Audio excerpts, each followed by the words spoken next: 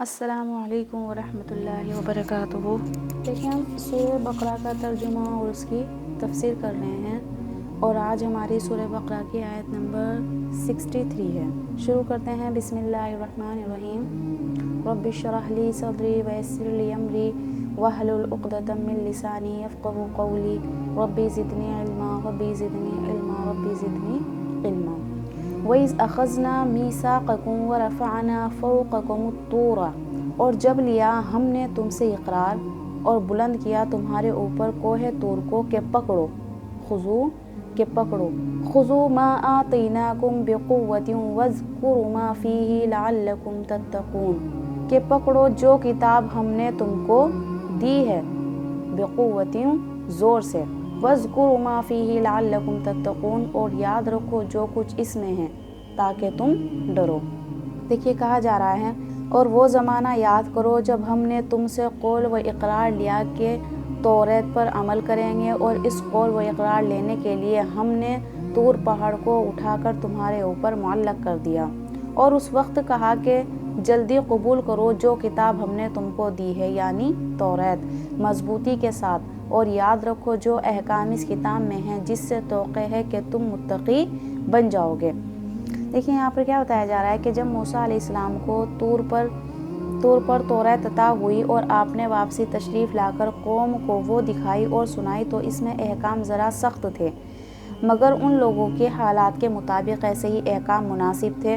تو اول تو انہوں نے یہ کہا تھا کہ جب ہم سے اللہ تبارک تعالیٰ خود کہہ دیں گے کہ یہ میری کتاب ہے تب مانیں گے، جس کا قصہ پہلی آیتوں میں آ چکا۔ غرض وہ 70 آدمی جو موسیٰ علیہ السلام کے ساتھ کوہ طور پر گئے تھے، واپسی آ کر انہوں نے گواہی دی، مگر اس شہادت میں اپنی طرف سے اتنی آمیزش بھی کر دی کہ اللہ تبارک تعالیٰ نے آخر میں یہ فرما دیا تھا کہ تم سے جس قدر عمل ہو سکے کرنا، جو نہ ہو سکے معاف ہے۔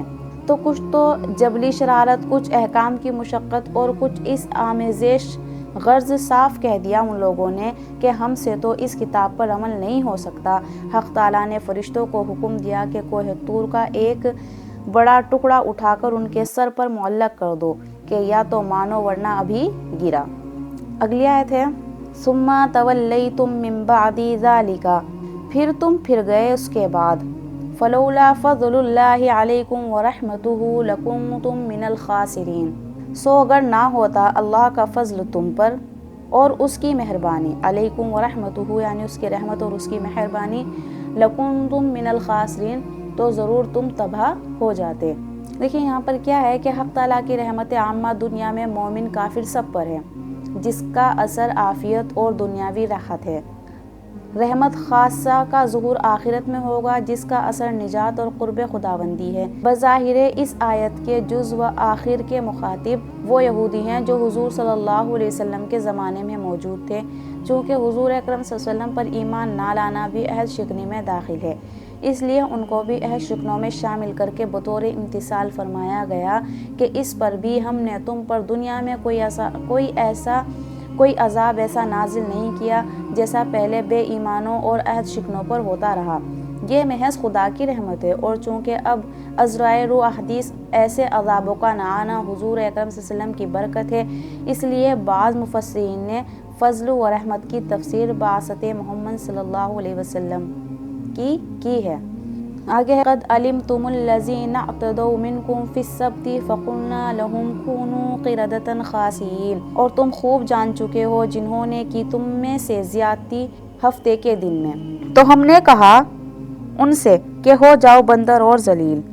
فجعلناها نکالا لما بین یدیہا وما خلفہا وموعظۃ للمتقین، پھر کیا ہم نے اس واقعے کو عبرت ان لوگوں کے لیے جو وہاں تھے اور جو پیچھے آنے والے تھے، وموعظۃ للمتقین، اور نصیحت ڈرنے والوں کے واسطے ہے، یا نصیحت ہے ڈرنے والوں کے واسطے۔ دیکھیے یہ واقعہ بھی بنی اسرائیل کا حضرت داؤد علیہ السلام کے زمانے میں ہوا۔ بنی اسرائیل کے لیے ہفتے کا دن معظم اور عبادت کے لیے مقرر تھا، اور مچھلی کاشتکار بھی اس روز ممنوع تھا۔ یہ لوگ سمندر کے کنارے آباد تھے اور مچھلی کے شوقین تھے۔ اس حکم کو نہ مانا اور شکار کیا، اس پر اللہ تبارک تعالیٰ کی طرف سے مسخ صورت کا عذاب نازل ہوا۔ 3 دن کے بعد وہ سب مر گئے۔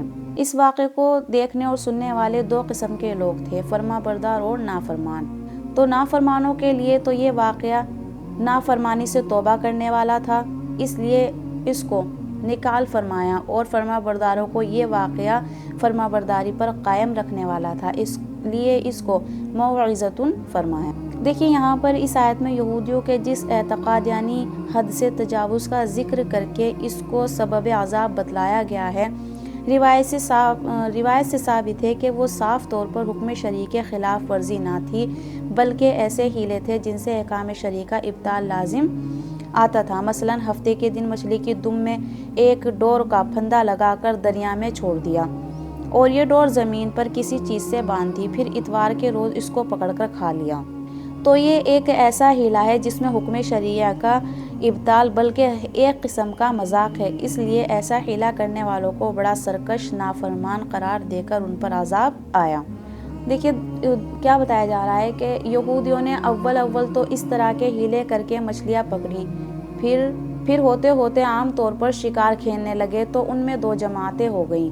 ایک جماعت علماء و صالحہ کی تھی جنہوں نے ان کو ایسا کرنے سے روکا، یہ باز نہ آئے تو ان سے برادرانہ تعلق قطع کر کے بالکل الگ ہو گئے اور بستی کے دو حصے کر لیے، ایک میں یہ نافرمان لوگ رہ گئے، دوسرے علماء و صالحہ رہے۔ ایک روز ان کو یہ محسوس ہوا کہ جس حصے میں یہ نافرمان لوگ رہتے تھے ادھر بالکل سناٹا ہے، تو وہاں جا کر دیکھا تو سب کے سب بندروں کی صورت میں مسخ ہو گئے تھے، اور حضرت قتادہ نے فرمایا کہ ان کے جوان بندر بنا دیے گئے تھے اور بوڑھے خنزیر کی شکل میں منتقل کر دیے گئے تھے، اور مسخ شدہ بندر اپنے رشتہ دار و تعلق والے انسان کو پہچانتے تھے۔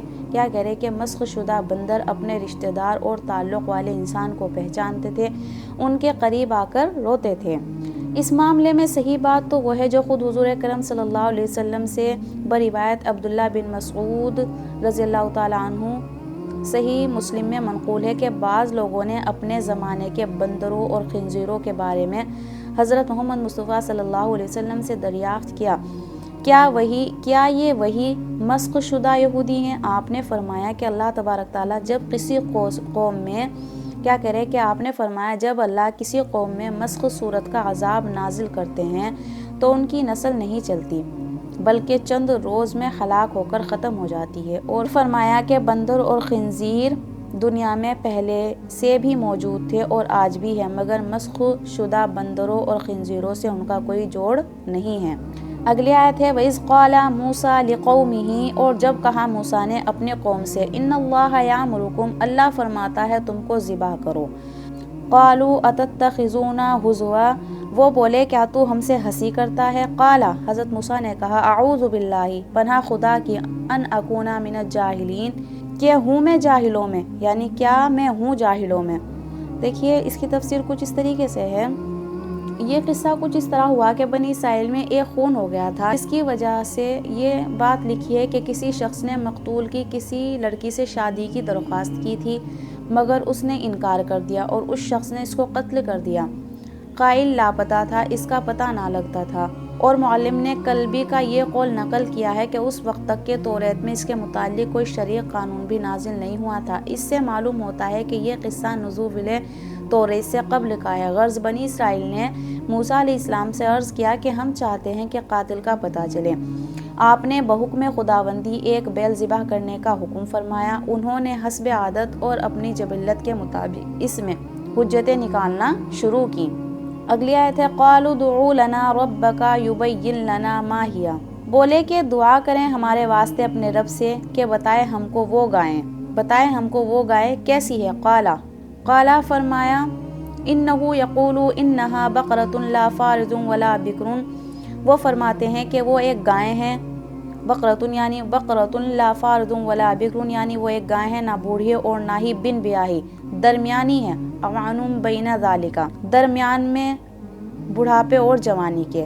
ففعلوا ما تؤمرون، سو اب کر ڈالو جو تم کو حکم ملا ہے۔ قالوا ادع لنا ربک یبین لنا ما لونہا، بولے کہ دعا کریں ہمارے واسطے اپنے رب سے کہ بتائے ہم کو کیسا ہے اس کا رنگ۔ قال انہ یقول انہا بقرۃ صفراء، کہا اللہ فرماتا ہے کہ وہ ایک گائے ہے زرد خوب گہری، فاقع لونها تسر الناظرین، یعنی اس کی زردی ایسی ہو تسر الناظرین کے دیکھنے والے خوش ہو جائیں۔ قالوا ادع لنا ربک یبین لنا ما ہی، بولے کہ دعا کریں ہمارے واسطے اپنے رب سے کہ بتا دے ہم کو کس قسم کی ہے وہ۔ ان البقرہ تشابہ علینا، کیونکہ اس گائے میں شبہ پڑا ہے ہم کو۔ انا انشاء اللہ لمہتدون، اور ہم اگر اللہ نے چاہا ضرور راہ پالیں گے۔ قال انہ یقول انہا بقرۃ لا ذلول تثیر الارض ولا تسقی الحرث، کہا اللہ فرماتا ہے کہ وہ ایک گائے ہیں محنت کرنے والی نہ ہو، کیا کہہ رہے ہیں کہ محنت کرنے والی نہ ہو کہ جوتتی ہو زمین کو، یا اور ایسی نہ ہو کہ جو پانی دیتی ہو کھیت کو۔ مسلمۃ لا شیۃ فیہا، کوئی داغ اس میں نہ ہو، یعنی کوئی سینگ اس کا کٹا ہوا نہ ہو، کوئی داغ دبا اس کے جسم پر نہ ہو۔ قالوا الآن جئت بالحق، بولے اب لایا تو ٹھیک بات۔ فذبحوها وما كادوا يفعلون، پھر اس کو ذبح کیا، وہ لگتے نہ تھے کہ ایسا کریں گے۔ دیکھیے اس کے خلاصہ کچھ اس طرح ہے کہ وہ لوگ کہنے لگے کہ آپ درخواست کیجئے ہمارے لیے اپنے رب سے، ہم سے بیان کر دے کہ اس بیل کے کیا اوصاف ہیں۔ آپ نے فرمایا کہ وہ میری درخواست کے جواب میں یہ فرماتے ہیں کہ وہ ایسا بیل ہو کہ نہ بوڑھا ہو نہ بہت بچہ ہو، بلکہ پٹھا ہو، دونوں عمروں کے اوسط میں۔ سو اب زیادہ حجت مت کھینچو بلکہ کر ڈالو جو کچھ تم کو حکم ملا ہے۔ کہنے لگے اچھا یہ بھی درخواست کر دیجئے ہمارے لیے اپنے رب سے کہ ہم سے یہ بھی بیان کر دے کہ اس کا رنگ کیسا ہو۔ آپ نے فرمایا کہ اس کے متعلق تعالیٰ یہ فرماتے ہیں کہ وہ ایک زرد رنگ کا بیل ہو جس کا رنگ تیز زرد ہو کہ ناظرین کو فرحت بخش ہو۔ کہنے لگے اب کی بار اور ہمارے خاطر اپنے رب سے دریافت کر دیجئے کہ اول بار کے سوال کا جواب ذرا اور واضح فرمائیں ہم سے کہ اس کے اوصاف کیا ہوں۔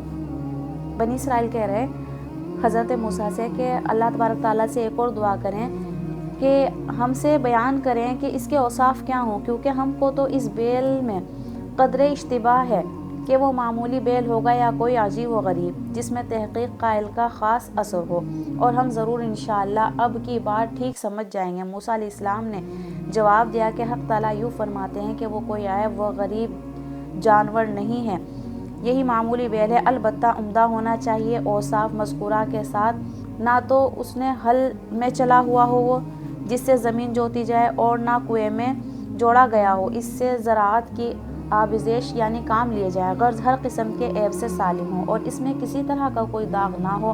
یہ سن کر کہنے لگے ہاں اب آپ نے پورے اوصاف یعنی ہم کو بتا دیے۔ القصہ جانور تلاش کر کے خریدا، پھر اس کو ذبح کر دیا، حالانکہ بظاہر کرتے ہوئے وہ معلوم نہ ہوتے تھے۔ دیکھیے حدیث شریف میں ہے کہ اگر وہ یہ حجتیں نہ کرتے تو اتنی قیدیں ان کے ذمے نہ ہوتی، جو بھی بقرہ ذبح کر دیا جاتا کافی ہو جاتا۔